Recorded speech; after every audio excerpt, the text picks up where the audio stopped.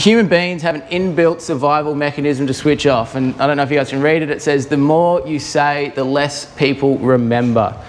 This psychology can be applied to the brain in different ways as well. Anyone ever here driven home from work and you arrive in your garage and you go, did I actually stop at that red light? Did I indicate? See some nodding heads? Cool, cool.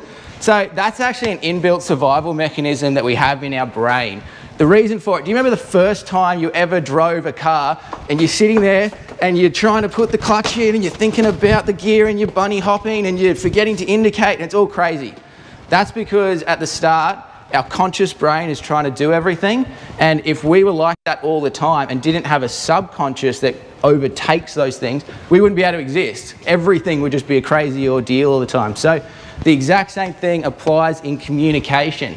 It's a built-in human survival mechanism. If you start speaking at people, in order for them to survive, it's built into all of us, they'll just shut off. So there's the old proverb, say few words, but say them well. Say few words, but say them well. It's an oldie, but a goodie. So that can also get applied to written form too. Anyone ever in the audience, have you ever written a really long email and you're like, I've nailed this email, I've covered so many points, I've answered all their questions, there's no way they're going to have anything, any questions after this. And then you get back and they're like, they haven't even read your email? Anybody? Yes? Yeah, everybody nodded that time. Good. So that is a huge part of it too. Don't write big emails. Scrap them. You're better off breaking them down into clear points that go into smaller defined areas, because your human brains just won't take it in. We will always be as well, we'll be on the side of things as people in the industry where we think that the simplest things that we're saying should be understood, but people have got no idea.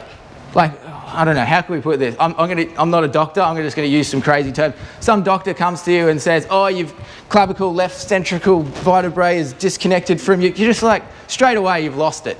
You're like, what the heck are you talking about? Honestly, it's the same thing with other people who aren't in the industry. You've really got to recognise that, and you might be thinking, I'm just talking about using a galvanised nail over a standard nail. That can be the most confusing thing ever for somebody. So really, really important, ties in with that.